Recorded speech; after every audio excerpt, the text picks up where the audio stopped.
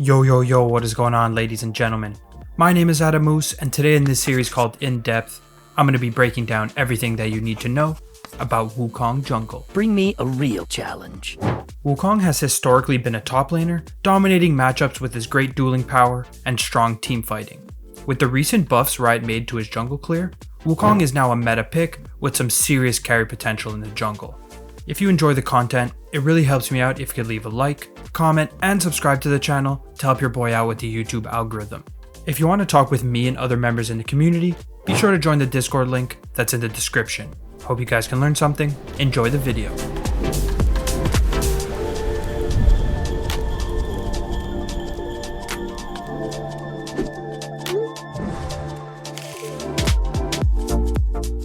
Wukong's passive is called Stone Skin. Wukong gains bonus armor and max health regen every 5 seconds, which increases based on his level.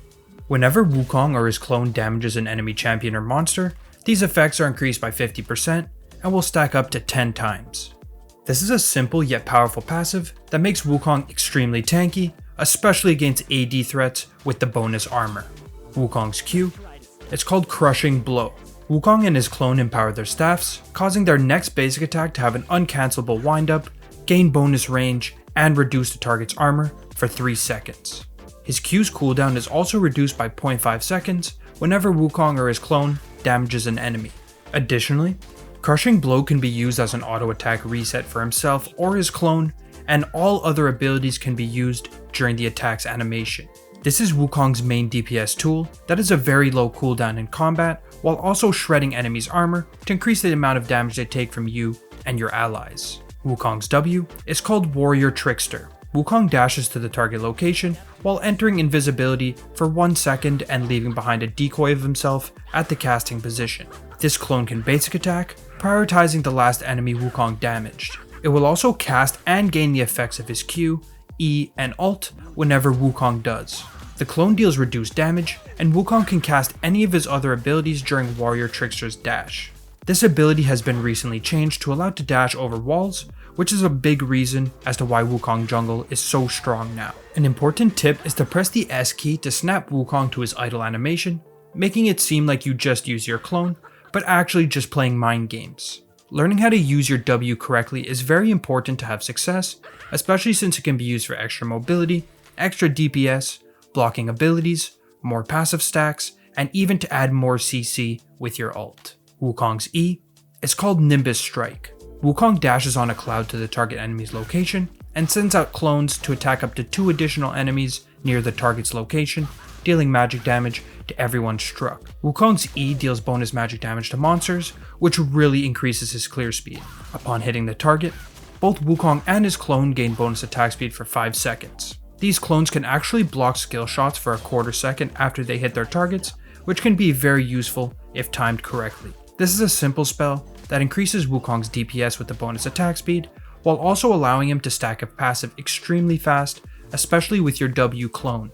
Wukong's ultimate is called Cyclone. Wukong and his clone spin their staffs for up to 2 seconds, becoming ghosted, gaining 20% bonus movement speed, and dealing physical damage every 0.25 seconds to nearby enemies. Enemies affected by an active Cyclone for the first time are knocked up for 0.6 seconds. Cyclone can also be cancelled by casting any other ability or by recasting after 0.5 seconds. If recasted, Wukong and his clone spin again for a second time, mimicking the first cast effects. It's also important to note that the clone Cyclone will not knock up enemies who've already been hit by Wukong's active one. While spinning, Nimbus Strike's bonus attack speed duration is also refreshed continuously to not waste it.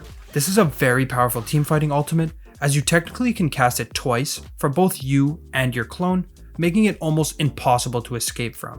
A good flank into multi-man ult in the enemy's backline can be a complete game changer at any point in a match. For ability orders, Wukong starts E at level 1, Q at level 2, and W at level 3. For ability maxing, most Wukong players max Q first then to E, but I've noticed that a lot of the high elo Wukong players also max E first. Both options are definitely viable, depending on if you want the bonus armor reduction for Q or the bonus attack speed from E. Now let's go over Wukong's optimal rune setups for the jungle in Season 12. First off is Conquer, which is by far Wukong's best rune for dueling power in extended fights. It's important to note that Wukong's Cyclone grants stacks of Conqueror on each tick of damage, meaning that with your bonus attack speed and your ult, you can stack it up extremely fast. To close out the precision tree, Triumph, Legend Alacrity for DPS, Legend Tenacity against lots of CC, Coup de Grace into very squishy teams, and Last Stand in most games. Now for secondary, Inspiration is by far the most common choice. The standard picks are Magical Footwear and Cosmic Insight, while Futures Market can also work to rush your item spikes more quickly. Although much less common, Domination and Resolve can be secondary options as well if you don't really want to run Inspiration. For Rune Shards, Attack Speed, Adaptive Force, and either Armor or MR, depending on your jungle matchup and the enemy team comp. Now let's discuss Wukong's best item builds. For starters, Red Smite is going to be the best choice in most games for the increased dueling power, while Blue Smite can be used in games against very squishy, mobile team comps. For boots, Plated Steel Caps are your go-to into heavy AD auto attack based teams, while Merc Treads are a great choice into tons of CC. Aoni and Boots of Lucidity are a solid pick if you don't need the defensive stats, just keep in mind you'll be much more vulnerable. For mythics, Divine Sunder is the most consistent choice by far, giving Wukong tankiness, sustain, and tons of damage all in one. Although I see some players running other items such as Triforce and Frostfire Gauntlet, Sunder is a stronger choice if you're looking to climb. After your mythic, Death's Dance, Maul of Malmortius, and Black Cleaver are going to be your core items.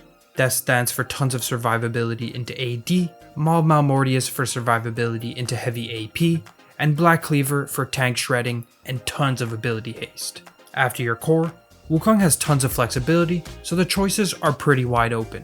Your goal is to get as beefy as possible by countering the enemy's damage types, while also picking up some AD so you can threaten to kill the enemy's backline carries. Now let's go over Wukong's jungle strategy and pathing. While clearing, always be sure to use your Q auto attack reset for maximum DPS. You also want to try and use your spells while your clone is active, so your clone puts out extra damage. Another important thing to remember is to always keep your passive stacks up between camps. This will make a big difference to stay healthy while you're farming.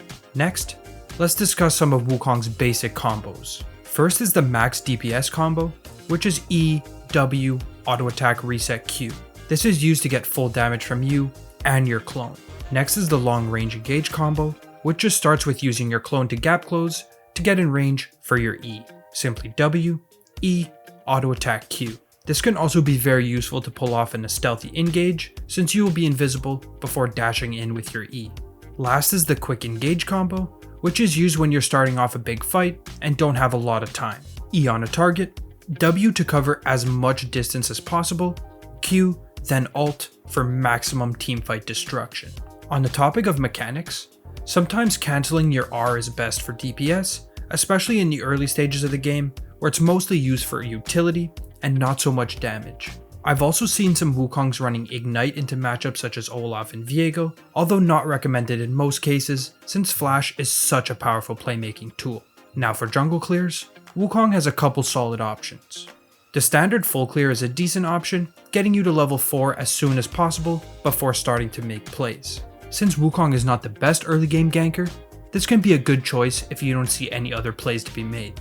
Next is the 5 camp clear, which is a solid path to clear and contest scuttle on spawn. This can be used against weaker early game junglers, or to make use of lane priority to gain an advantage. Last is the 3 camp gank or invade path, which is a very aggressive route used to punish overextended laners or invade weak farming junglers. This can either be buff Gromp clear, or a red Raptors Gromp clear, both getting you level 3 as soon as possible. It's important to note that although Wukong is a strong duelist, his main spike is at level 6. Don't overforce plays early, and focus on getting gold and XP, since you have great scaling, especially once you get some items under your belt. Wukong's biggest weakness is definitely his jungle clear in the early stages of the game. Although his clear is not terrible, he does get outpaced by some of the top tier farming junglers. To build on this, Wukong has no CC until level 6, meaning that his early game in general is on the weaker end. Next is that Wukong is very item reliant, making him very difficult to play from behind. Since his only utility is his ult, and his kit is designed to duel in extended fights, being behind the item curve means you will be completely useless. Lastly, Although Wukong has solid gap closers with his E and W, he still struggles pretty heavily into long range team comps with poke. This is even worse against heavy AP poke teams, since his passive only gives him armor to tank up. Now let's discuss what makes Wukong such a powerful pick in the current jungle meta. First is that his mechanics are pretty easy to learn, making him a champ I recommend for all elos and skill levels. Next is that although Wukong can struggle from behind, he is an absolute menace when he gets some items. He's one of the best carry junglers in the game for this reason, dominating in 1v1 skirmishes while also having very powerful team fighting. Wukong is also a natural counter into AD champions who don't have consistent DPS, since he could tank their burst and sustain through it. This is why jungle matchups such as Rek'Sai, Lee Sin, Jarvan, and Hecarim are all very Wukong favored. And finally, Wukong has a flexible build and playstyle, which can be changed from game to game depending on what your team needs. He can pretty much build any non-AP item, giving you a massive edge if you know what to build. He can also choose to dive the backline into vulnerable carries, or to kill the frontline with his armor penetration and sustained DPS. Wukong is a powerful bruiser who can dominate in both duels and in team fights. He's one of the best carry junglers in the meta, allowing you to really take over games once you have the basics down. If you're looking for a simple yet powerful bruiser champion to add into your champion pool, Wukong is definitely the pick for you. That will do it for my Season 12 in-depth guide on Wukong Jungle. If you want to support my content, make sure you subscribe to the channel and hit the notification bell to keep up to date with my weekly uploads. If you're looking to add more jungle champs to your pool, make sure to check out the rest of my in-depth series to find more guides just like this one. And finally, if you want to have a chance of winning a free coaching session, make sure to join the Discord in the description so you can participate in our monthly giveaways. With all that being said, thanks again for watching. Until the next video,